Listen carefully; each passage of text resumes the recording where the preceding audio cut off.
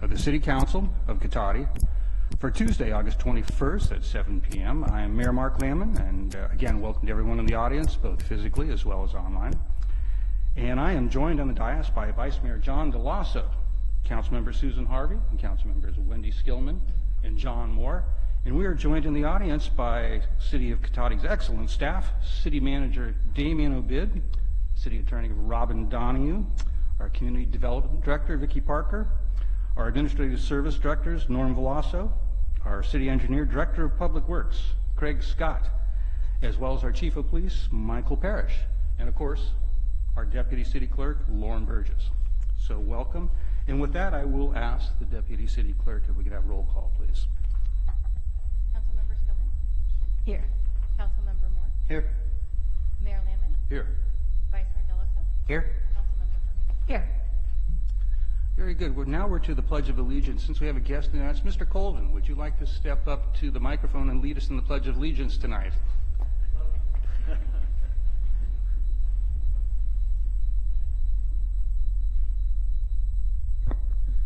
Here we go. I pledge allegiance to the United States of America and to the republic for which it stands, one nation, under God, indivisible, and with liberty for justice for all. Thank you. Thank you. All right, this is a special meeting. We have 3 action items, and we're going to begin with public comment on those. And pursuant to Government Code Section 54.3, members of the public on the special agenda may do so on each of the listed action items. So we have 3 minutes. You can talk about any of these if anybody wants to. And I will open them up individually too later, I believe. So I'm going to open public comment and see if I have anybody who wishes to speak. And it is looking like nobody does. So we will close public comment and come back to our first, which is 5A, and this is a cancellation of the August 28th, 2018 regular Cotati Council meeting. And I believe, Mr. Bid, you have this item for us. Yes, thank you, Mayor, members of the council. So, as you all recall, earlier this summer, the council had, as is is typically done each year, cancel one of the summer meetings and then the Christmas meeting, which is actually on Christmas Day this year. And due to the circumstances that that resulted in this special meeting, we would end up with 2 meetings back to back. And given the timing of other items that are pending on future council meetings, which aren't timely for the 28th and not critical for the time for the 28th, and the need to have the one tonight, as the staff report says, due to the timing of the bid bond. There's a 90-day window on bids when they're still valid and still can be awarded.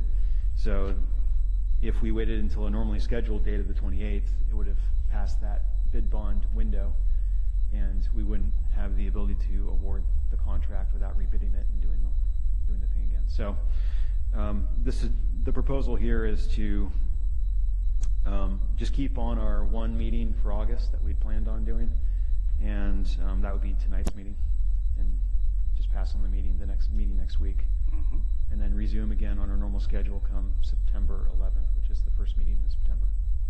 Very good. Any questions for staff from the council? I would just like to comment that I had nothing to do with my birthday meeting being canceled. Thank you. Councilmember Skillman has much more power than we realized. I'll just share that with everybody. No, instead you decided to have it on my anniversary tonight. This is the true plight of a politician. Nobody's happy whatever direction you go. So with that, I'm going to open it to public comment and to see if we're stepping on anybody else's birthdays, anniversaries, or celebrations, or any other comments. No, we'll bring that back. If I have no further discussion, I think it's a great idea. Tonight's key item is time sensitive. This other stuff we had isn't. We're merging the 2. So we have 1 slightly small meeting and 2 instead of 2 very small ones. So do I hear a motion from any of my colleagues? I'd move to cancel the regular city council meeting of August 28th, 2018. Motion by Councilmember Second. Skillman. And a second by Councilmember Harvey. All right, all in favor, please signify by saying aye. Aye. Any opposed? Seeing none, that does carry unanimously. Let's see. So that brings us to B, which is awarding of the P1 sewer pipeline project construction agreements. And Mr. Scott, I believe you're going to take us through that tonight? So actually, I'll lead off since some of the discussions about the financing piece of it. Perfect, and then, thank you. Craig is available for any project questions that might come up. So thank you, Mayor, members of the council. This is what I call the Laguna Bypass Sewer, which other people call the P1 project, which I'm sure you're all wondering what P1 stands for, which we'll get to in a second. It's not what you think. Okay, so this project was originally identified in the 2011 sewer master plan. Even the prior sewer master plan had some version of a project to deal with the same issue, which has been an ongoing issue with existing sewer flows. This is phase one of a project, thus P1, and I'll explain what the other phases are in a minute. But this is a 21-inch sewer line from, proposed sewer line from Hellman Lane. This is Redwood Drive and Hellman Lane, right in front of Lowe's, to roughly the Old Road Highway and 116 intersection.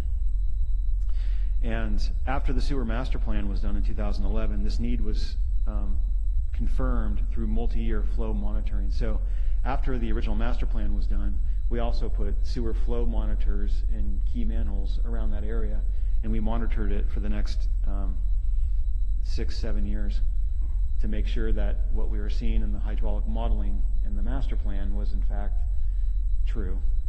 So it's the belt and suspenders approach, and indeed it did turn out to be that even the existing wet weather flows were taxing the capacity of the existing sewer system. Thus, one of the primary reasons for this project. And as they do in master plans, they through the hydraulic modeling, they assign the relative need of the project. So 2/3 of the project is really to deal with existing flows. The other roughly third is for general plan future flows. And it also adds reliability during disasters by creating a second crossing of US 101. So here is a lovely graphic of the line, the sewer line we're talking about. It's the red line there. So you see it starts right in the corner of Hellman and Redwood Drive by Lowe's. It goes down Redwood Drive, goes down 116, and then ties in right there by Orwood Highway and 116, just next to St. Joseph's Way. And just to zoom out a little bit, which it's a little difficult to see, but the red lines are some of the bigger trunk mains. This is the existing sewer system. And so the fundamental issue that this project is trying to solve is this is US 101 right through here, and then there's Highway 116 coming out. So you see these branches of the existing sewer line on the west side of Cotati here, sort of the west end neighborhood. And then all of, essentially, this is the Laguna de Santa Rosa right through here. So all of the sewer flow from this essentially entire area here ends up in this sewer trunk main, which then goes down Gravenstein Way and then ties into this line.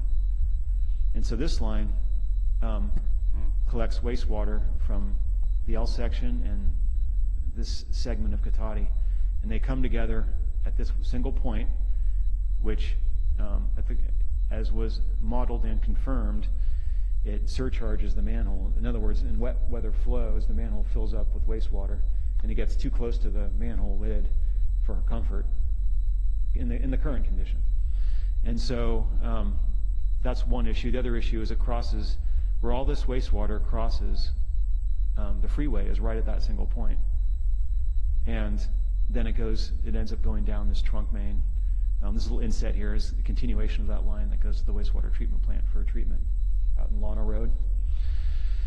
So the proposed project would tie in right here and then come down Redwood Drive to 116 and then tie in to the sewer line right there. So basically what it's doing is it's taking all this wastewater and diverting it from this line into this line here.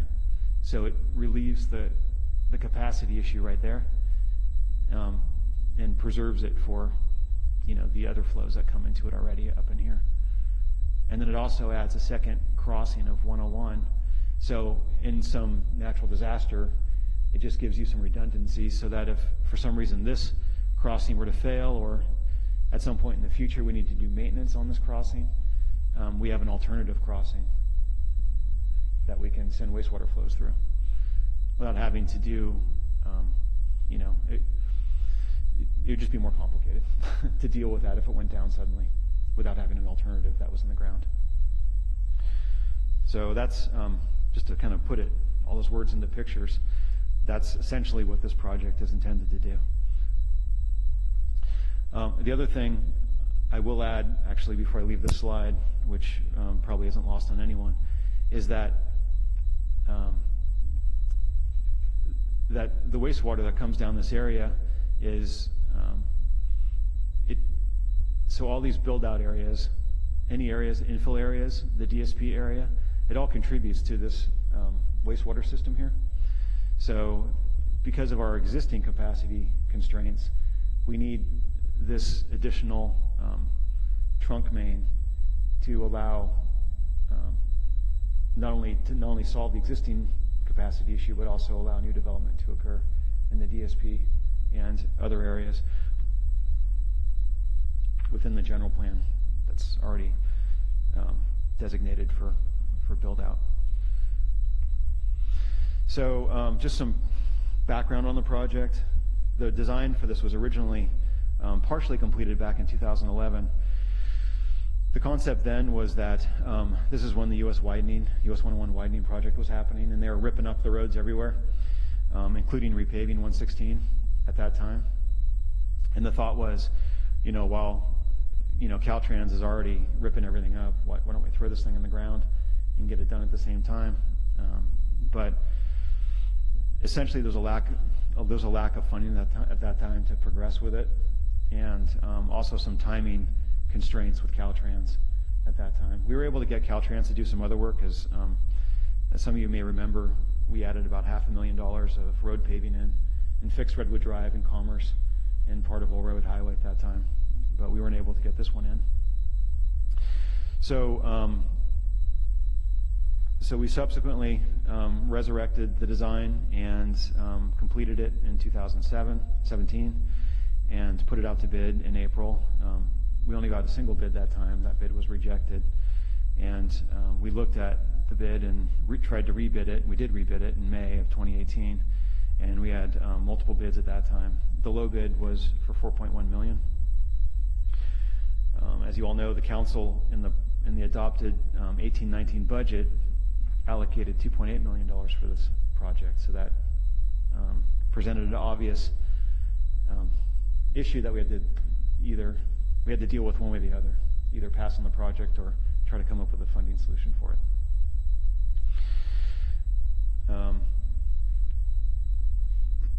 The project budget that's in the packet tonight is the $4.1 million for the construction itself, a 10% contingency, which is $400,000, and then construction support. This is construction, inspection, and management. That was also, as described in the packet, was put out to an RFP, and we had multiple proposals, and we selected the one that we thought was the best, which is also the most cost-effective one. And design support. So the design consultant that designed the project is Corollo Engineers, and this is to add some additional funds for design support if it's necessary. So if there's things that the contractor runs into that requires the designer to modify something, this is what that would be for. So it's basically a design contingency for the construction. That leads to a total of about $4.8 million.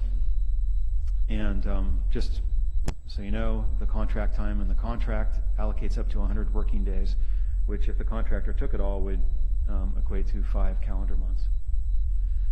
Hopefully it won't be that long, particularly since they're in 116, but that's what the contract allows right now. So on the one hand, one option, of course, is to not move forward with the project, but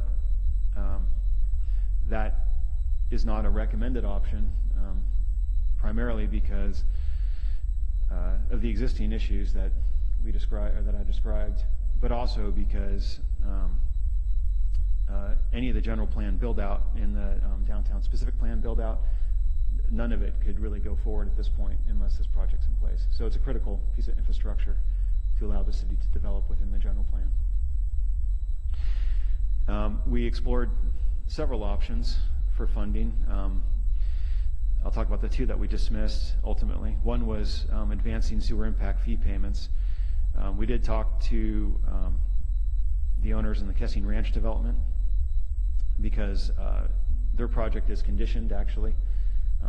They can't get building permits until this project is operational.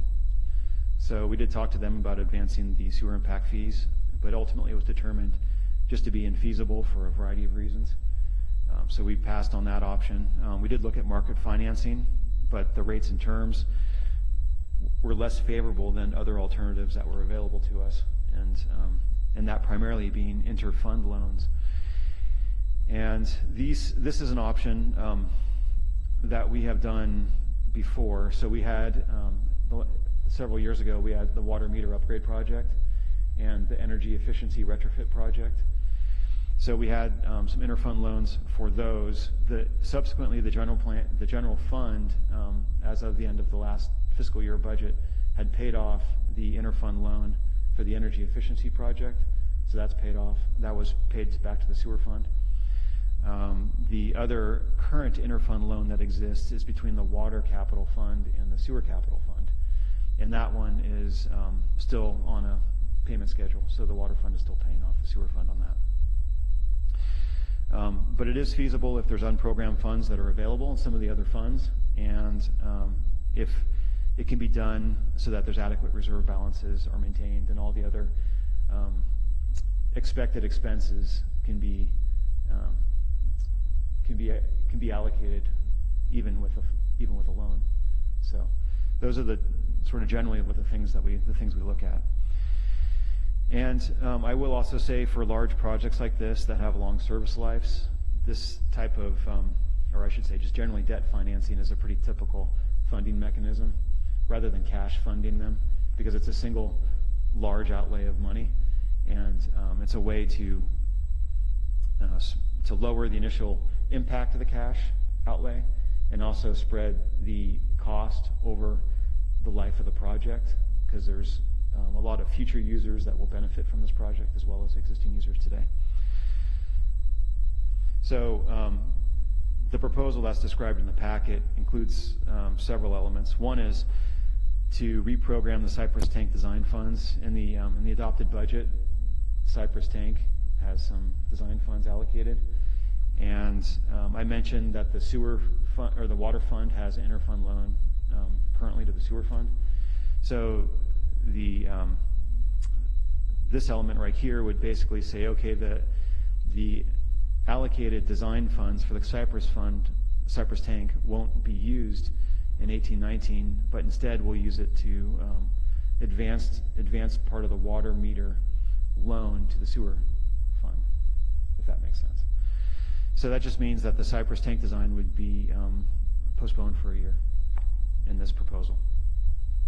And then we'd establish interfund loans. One would be a loan from the sewer capital to the sewer operations fund. This is sort of like a fund, or kind of a loan within the family.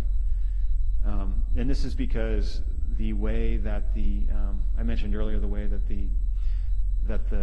this project is paid for, it's 66% to benefit existing users, and the other third for future users. So sewer operations is current user rate revenue, and sewer capital is the funding source there is connection fees. So future users, people that are buying into the system. With the $5 million loan, 3.3 of that is allocated with that 66 and 1/3. 3.3 that's allocated to existing operations, sewer operations, and then the remaining amount would then be the sewer capital. So what this proposal would basically do is allow the sewer capital to loan money to the sewer operations to ensure that they have both adequate funding to maintain plenty of reserve in that fund moving forward, even post-project, but also fund the project, this capital project. And then because it's within the same business enterprise, the proposal is 0% interest, so it's not one part of the sewer family isn't charging the other part of the sewer family any interest. And then the other is the Housing in Lieu Fund. This is Fund 216, and the nexus here is that this is for building affordable housing. We have roughly $3 million in that fund right now, and about $500,000 of that could be potentially allocated in a near-term project, but the rest of it has no identified project to fund.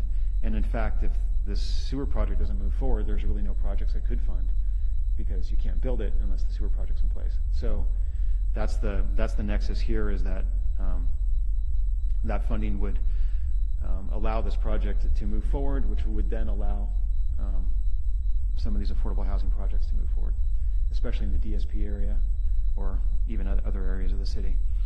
But because this isn't within the sewer fund, we're proposing a 3% interest.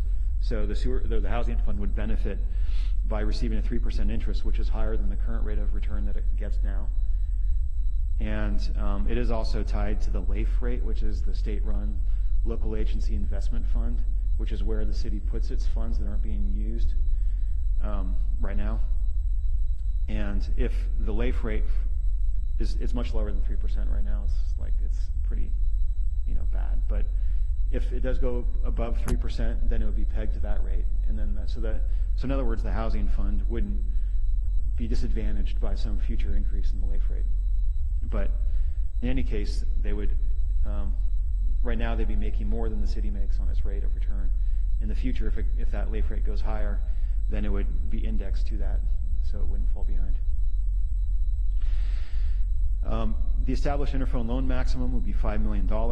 The authority that is being requested tonight is for $4.8 million. So in case, just to point out that difference, the remaining roughly $200,000 would require additional council action if that were to be used.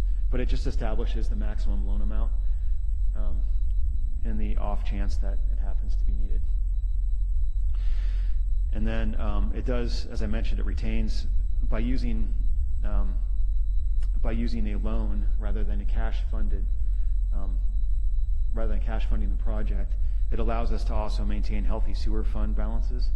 So in the operations fund, post-project, at the end of this fiscal year, we'd estimate about $1.6 million in sewer operations funding, and then sewer capital about $1.0 million, which allows for debt financing, unexpected operational costs, unexpected capital issues, and the funding benefits I already mentioned.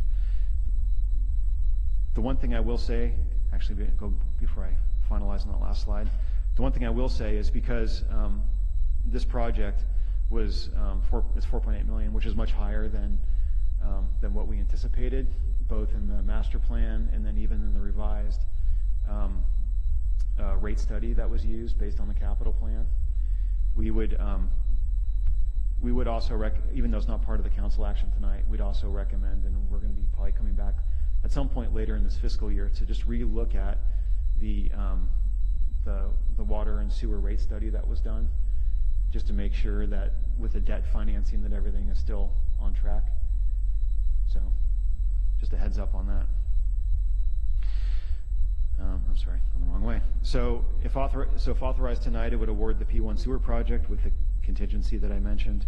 It would authorize the construction management agreement, authorize construction design support amendment, and establish the interfund loans that were described. So with that, I would be happy to answer any questions or take any comments. And like I mentioned, Craig is here if there's any project-related questions as well. Well, perfect. I'll look to the council and see if anybody has any questions. Councilmember Harvey. We talked about the longevity of this infrastructure, and what is the life expectancy of this once we put it in? Does it have life? Sure, I'll take a stab at that. It'll be typically for sewers, it could be upwards of 60 years or more. There are sewers that are existing and operational that are over 100 years old. Okay, all right. So this is definitely, while it's an expensive amount, it's really for a very long period of time. So that's, if you kind of extrapolate that over 60 years, then it's not as bad. My second question is it talked about 100 working days.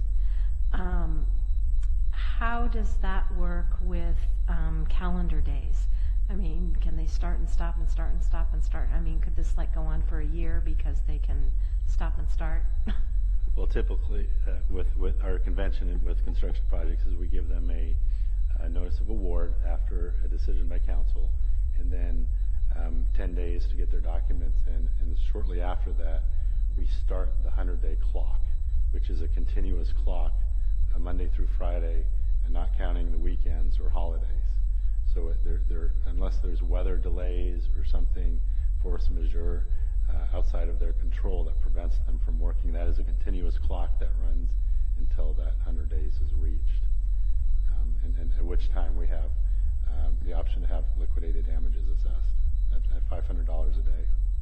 So they could consult with us if there's a weather issue that we concur that, yeah, you can't work because of weather, or it's misting outside and so we can't work.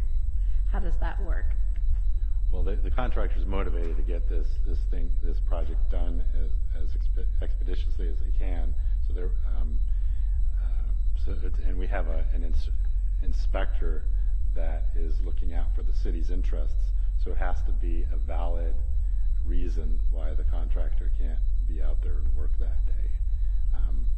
And so that's a pretty high bar for them to pass to get a buy on an extension to that time. Okay.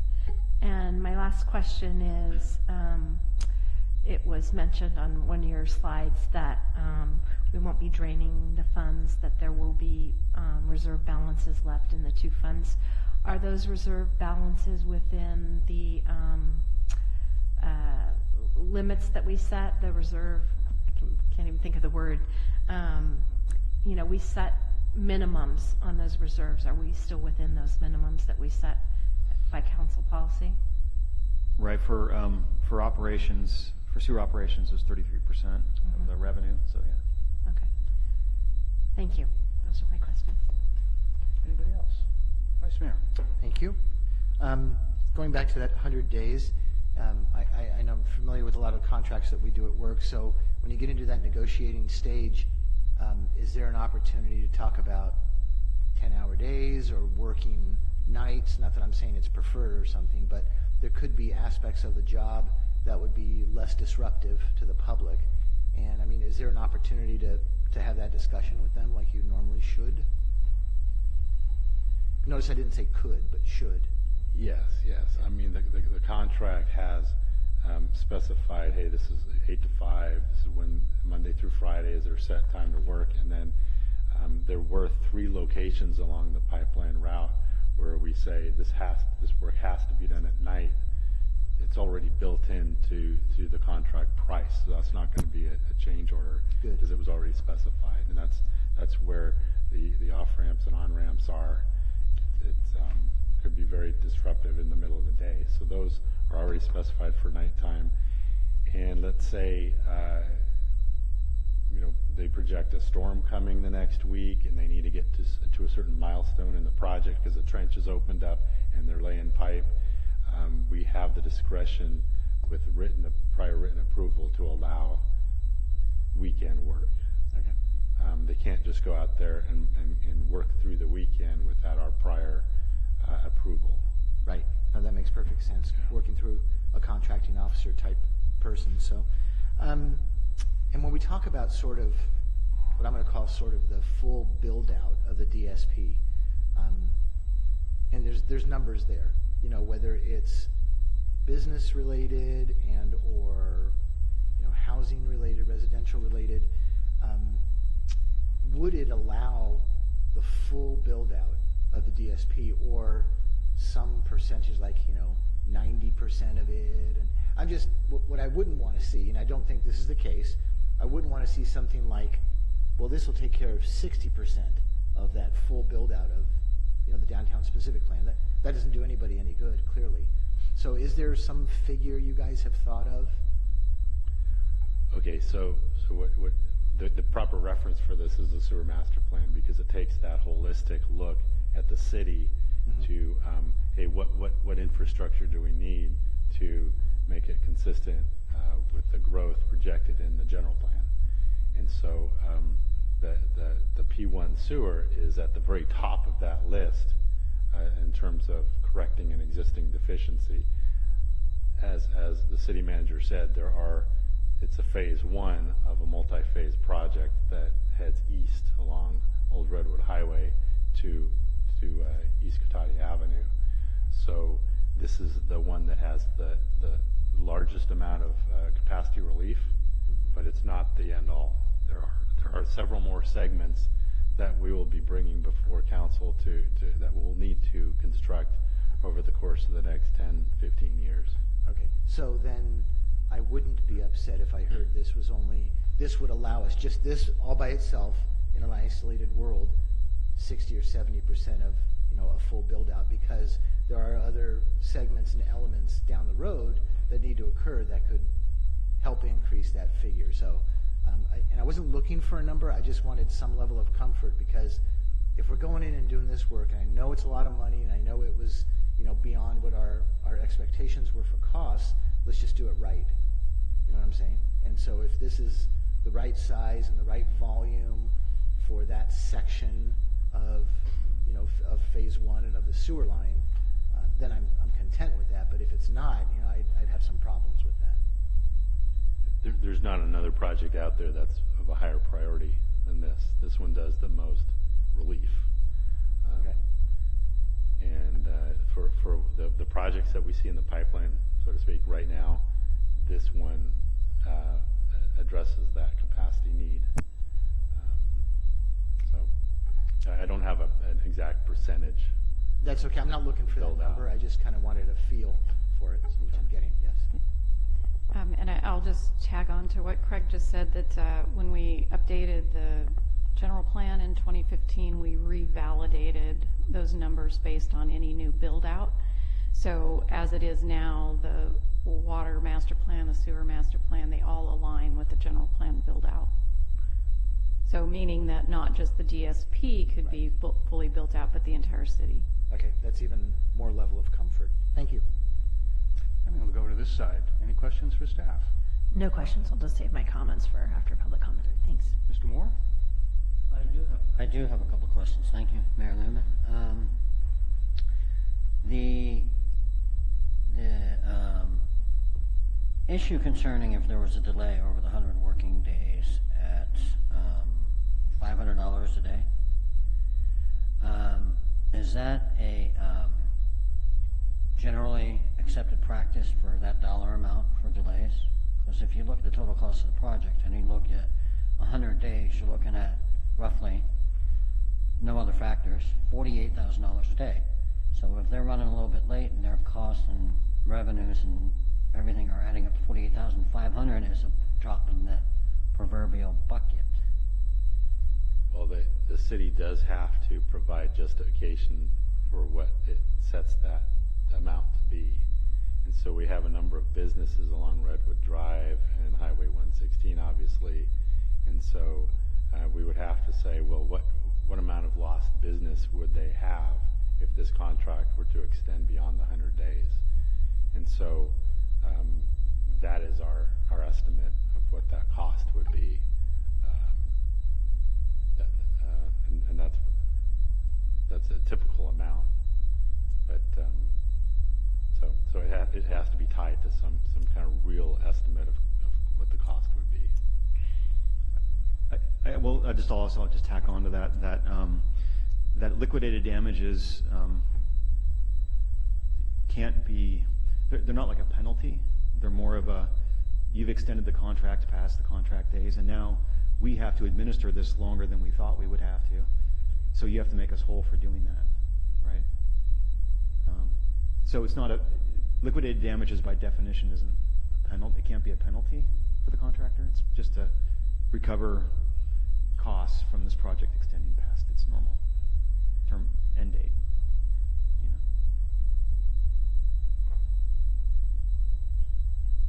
So it's really to cover like administrative costs for us and having to extend that? Or for the city itself? Yeah, I mean, if you can, it has it has to be tied to some real or some reasonably projected costs that the city's incurring, potentially what adjacent businesses are, incurring. I think that's. It seems awfully low, and if you look at that in the total grand scheme of the $5 million project, I don't know that that's a significant incentive. Yeah. I don't know if that's something that can be addressed or should be addressed, or is after the fact and the horse is already out of the barn. Horse is already out of the barn on this. It's written in stone in the contract. It's not something you can go back and negotiate. And of course, it was set when we had the engineer's estimate at $2.8 million for the project. So, but it is something that is already signed off on and everyone's agreed to. And my concern in that arena is Old Redwood Highway on the paving, and we still got potholes and brand new surface, and we're fighting with them to get that fixed. So I don't want to have issues like that occurring in this regard, and to them it's not a significant monetary concern. Can I chime in? Sure. Can I Please chime. in on that? So along those same lines, I'm guessing that the management services contract is also tied to that 100 days. If they're late on that, wouldn't that also therefore impact that contract?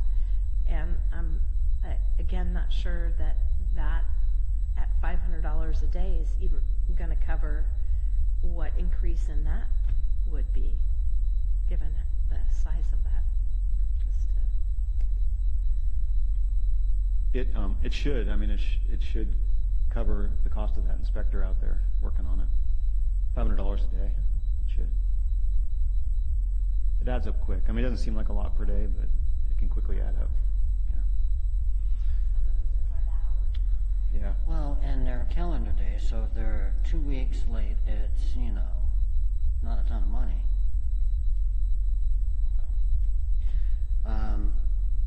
How much would be remaining in the park and lieu fund after this? Or I'm sorry, the housing in lieu fund. Assuming that the full million is used, then it would be 2.1 million. Okay. And then you said that regarding the advancement of impact fees, i.e. like the Kessing Ranch, and that was not feasible. Why is that not feasible, or is that something that is not open to the public? Well, it was. I mean, we discussed it with the builder, and it was basically not feasible because of the advancement of the funds creates. It quickly became very complicated, both on our side and also the builder side, because normally when you collect impact fees, you collect them at each building permit. So if you have, in this case, let's say a 46 house development, you collect it when you issue each building permit. So that's over the course of 2 or 3 years, right? So there's a time value of money involved. And if you say, okay, I want that all today, and I don't want it over the next 2 to 3 years, I want it all today, then from a home builder's perspective, they're advancing a bunch of money that they thought they'd have more time to invest in other things or use for other purposes, right? So they have a time value of money that they apply to that money if they advance it in time. What we had discussed with them was, well, can we advance these impact fees for sewer, and then we could postpone or defer some of the other impact fees that weren't as critical at this point in time. And the issue for us is that there's there's different funds that these impact fees would go to. And so even though the sewer fund would get the advantage of money sooner in time and therefore could accrue interest on that money sooner in time, the other funds are legally separate and they can't be disadvantaged by getting pushed to the end of the project. So they would have to accrue, the deferment would have to accrue interest, which was just not going to work from a builder's perspective unless they took a cut of the sewer impact fee up front, right? So they, in other words, rather than, if they advanced the full number, it's like $780,000. If they advanced all of it, then they couldn't, and they didn't get a discount. They had to pay interest on the other impact fees. Then we wouldn't get the full 780. We would get, $500,000 or something. And so it just didn't seem to be in the city's best interest to go that way. And the other interfund process seemed to be a better route for the city that benefited the city because you're kind of borrowing within the family and you're earning interest on it internally. Thank you. I think you have to be cautious when you say family and borrowing. Right. Yeah, well, but this isn't like a deadbeat cousin. This is one that'll actually pay you back. Right? Thank you. I'm not going to explain why I'm smiling when you said that. I don't know what that means.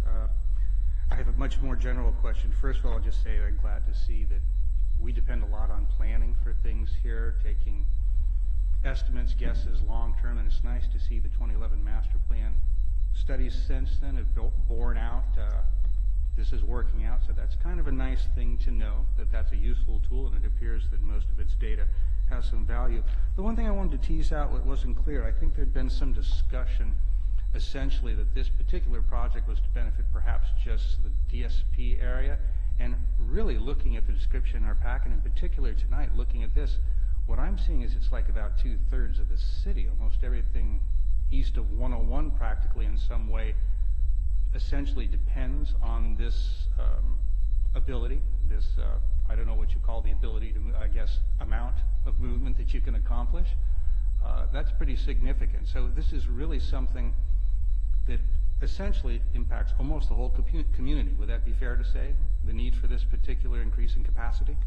It either, it benefits the city, every part of the city that's east of 101, and also benefits the west side neighborhood south of 116.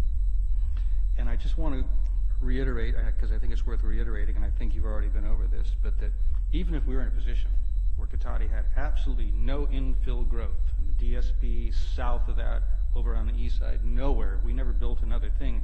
In terms of capacity, we're already in a position where we're slightly exceeding the safe bounds of this already. Is that correct? That's right. Okay. Well, I'm going to take the brave political stance and go out on a limb and say I think it's a good idea not to take the chance of having sewage overflowing in any part of the community. So I think it's very prudent. So with that, if there's no further questions, I'm going to open it to public comment after you. So you mentioned, you had that picture up there, and you mentioned that it will also be beneficial to the west side south of 116. Can you explain that a little bit more Previous slide. for me? It's probably Because worth, there's been saying that the west side isn't getting any benefit of this, and I want to really kind of understand how they're benefiting from this. yeah, so it's probably worth discussing. Okay, thank you. So once upon a time, there was no US 101, right? Just Old Redwood Highway, as we all know. And then one day Caltrans came along and bisected the city, but they didn't bisect all the utilities, right? Some of the utilities that were there before 101 are still there today. That is true here. So this is the west side neighborhoods. There's Highway 116 right there. These gray lines are the sewer lines that serve that part of the community. And you can see they pass under 101 and then go down St. Joseph's to Old Redwood Highway here. So that's the connection to this whole trunk main and sewer system we're talking about tonight. Yes. Yeah, I think So by that being bigger, that will help that side have more. Right, so all the wastewater flows generated in this area go into this trunk main that we're going to be, if council awards it, would be building. Okay.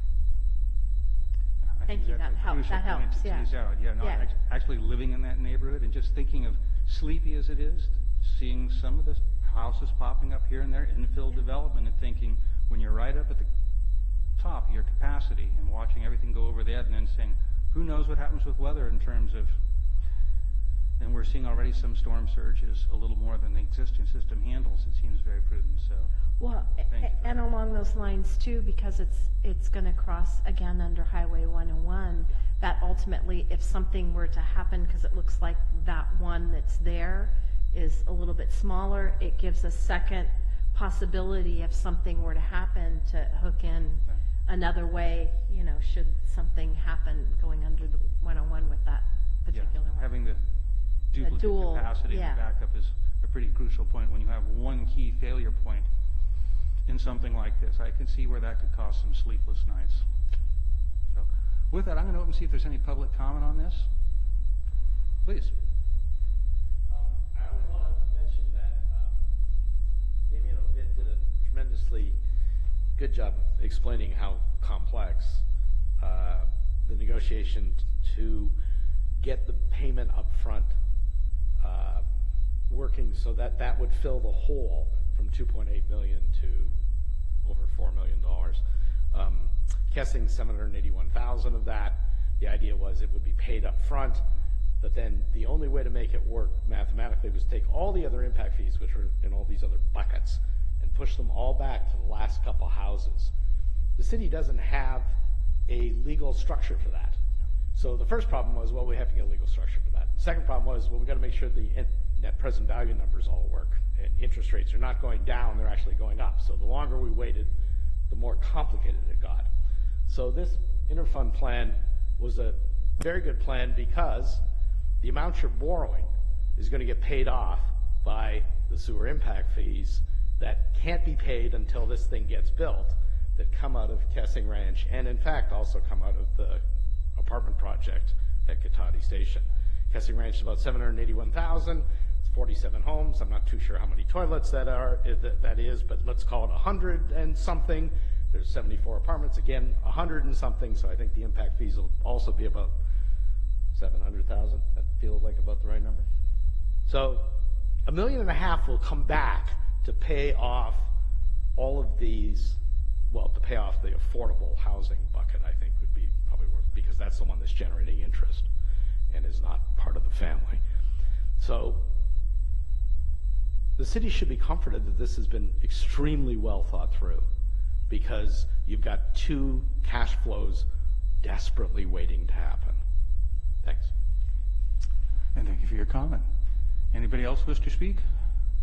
Seeing none, I'm going to close public comment and bring it back to the council. Any final comments, questions? Mr. Moore. I did have a Councilmember final Moore. question, if I may. In looking at this, there's a statement in here on the description of this.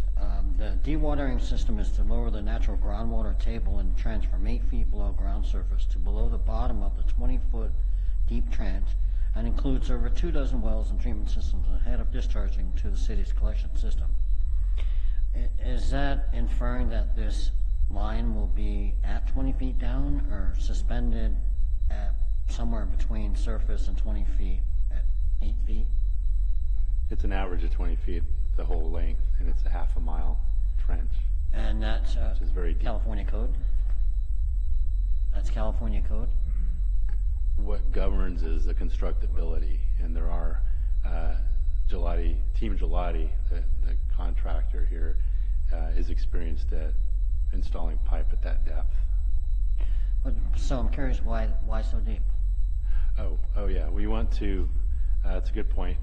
So an option we have is to have a passive system, a gravity main, or have a pump station and then have the force main be very shallow. But when we looked at our preference is for gravity. Then we don't have a pump station that needs energy, needs to be maintained and monitored, and so forth. And during a power outage, you'd have to bring generator power to it. And so there's a reliability issue with pump stations.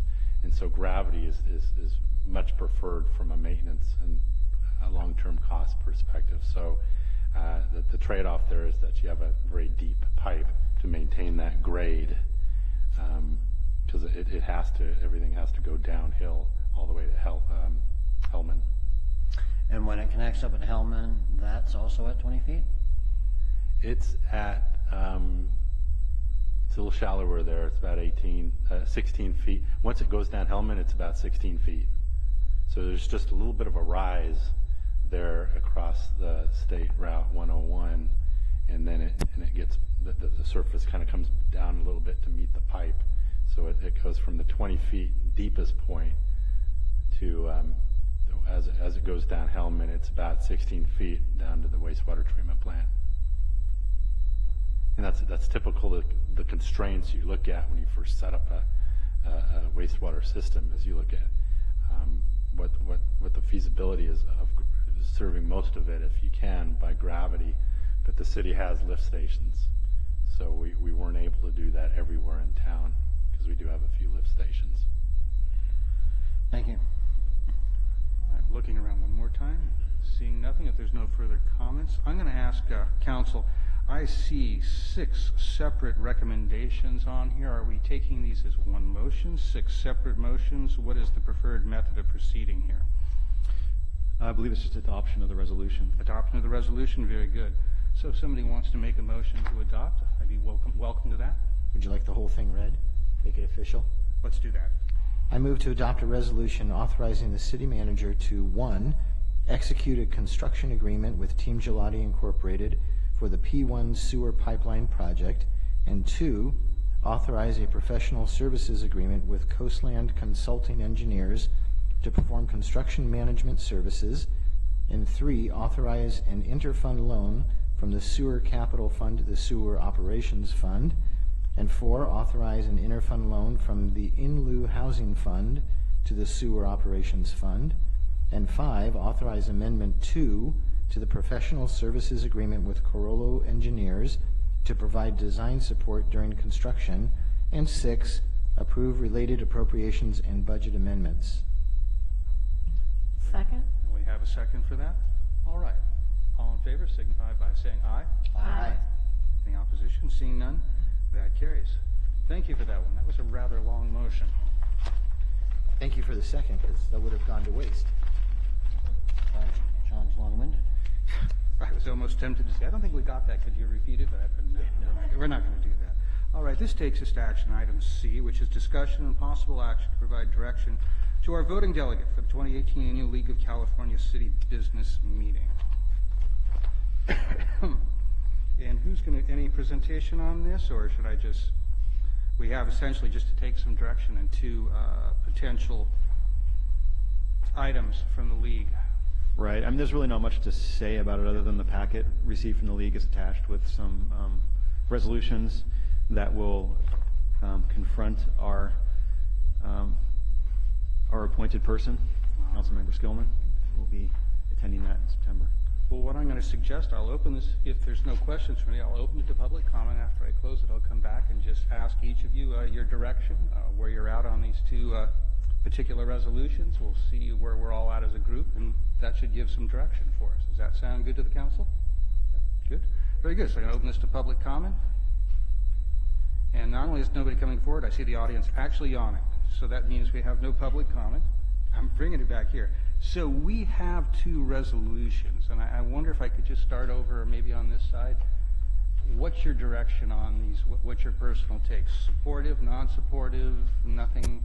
I'm going to ask everybody just a thumbs up or thumbs down in each one, and we'll see where we all wound up with them.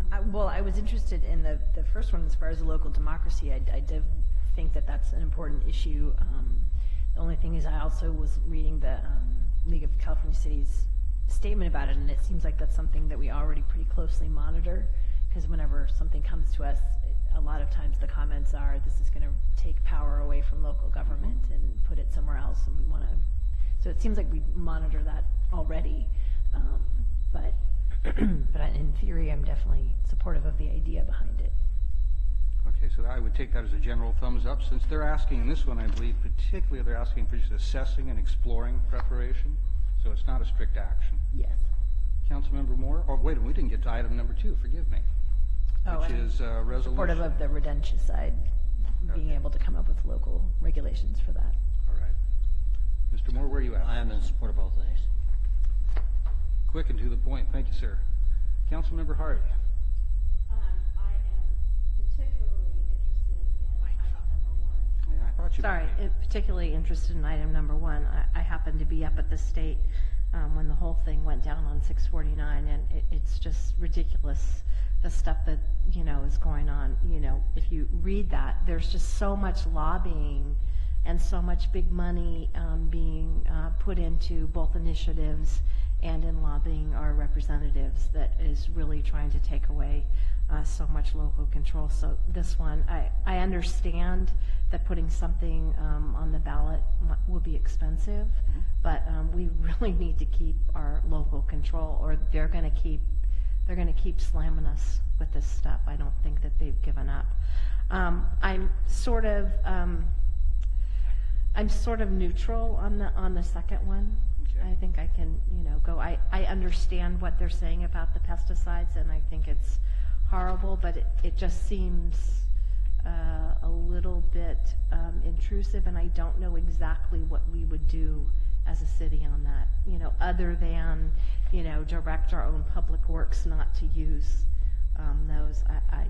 I was having a hard time understanding really how we would enforce such a thing on our citizens. So that's why I'm sort of neutral on that one. Fair enough.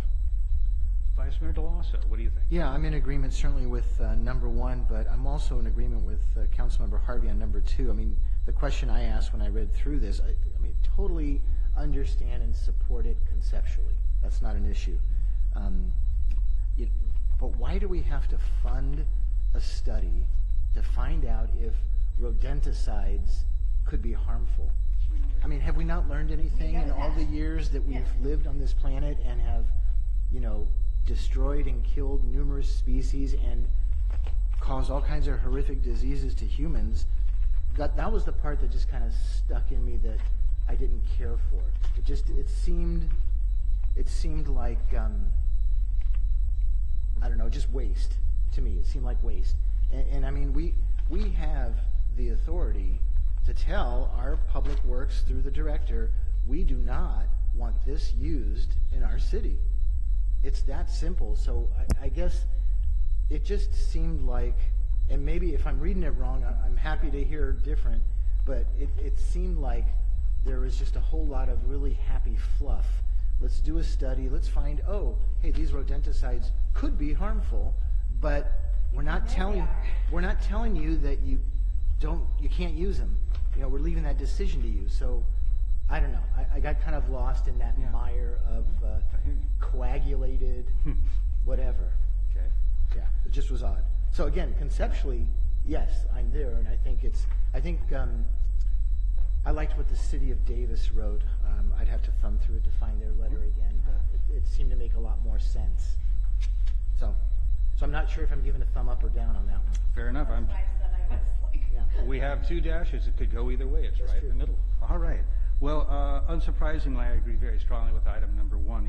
It's interesting. We try to set up ideal systems to do things in governance, and in every system that human beings use, and they work for a while, and then clever people learn how to game the system, and we recognize the problem, and then we rethink it and have to change it again. And this is an ongoing process that will never stop until there's no more of us, at least, on this planet. And I think it's the same thing there. I do get the expense and concern of this from a league perspective, but the absolute need is clear. Just some of the amazing things we saw with the soda industry, just impressively gamed every single elected official and institution in this state last year. That indicates there's a softener there. Instead of using the process of going to the public to put something in the ballot to do the views of the public, but we have something that powerful systems can bypass this system and use it, what I would describe as inappropriately. So that's a long one of saying strongly support, and I think we're all in consensus on that. The pesticide one, I felt similarly to the Vice Mayor. I'm supportive of the concept. I know we can do it as a city if we wish, just like we can choose not to use herbicides if we want to. But the bigger problem I think they're asking here is for being able to have local control over its sales in stores and such. And the comments here, it's very clear that that, for one reason or another, was very clearly regulated and cut out both at a federal and a state level from us. So I'm a little unclear what they're looking to get here, and so I have a little of both feelings. What I suggest, since we have a very able representative going down there, is just perhaps we could give you the direction to listen to pro and con arguments. If you think there's a suitable path forward that gives us better local control beyond what we have, that seems reasonable, I would be open to supporting this. And if it seems like, no, this is a mire that's a waste of time and it's pretty much precluded by state and federal, then maybe we don't support that. Councilmember Harvey. Yeah, may I make a suggestion to Councilmember Skillman, is that sometimes you get a lot of that information ferreted out if you go to that policy committee meeting, you sit in on those and you can hear the back and forth and you get a lot more in depth of what really is going on here. Just a suggestion, I found that to be very helpful. All right, so I think we have fairly clear direction for our voting delegate. We're very supportive of number 1, and number 2, we're giving you some parameters to operate within and giving you the range to do whichever this goes in the best direction for basically most local use for us. Okay, thank you. Does that work? All right, I will try not to. So no pressure. No pressure. No pressure whatsoever. All right. So with that item complete, that brings us to the end of the meeting. If we have anything else for the good of the order from the council, staff, seeing none, we are adjourned at just a little bit after 8. Thank you everybody very much, and we'll see you next time.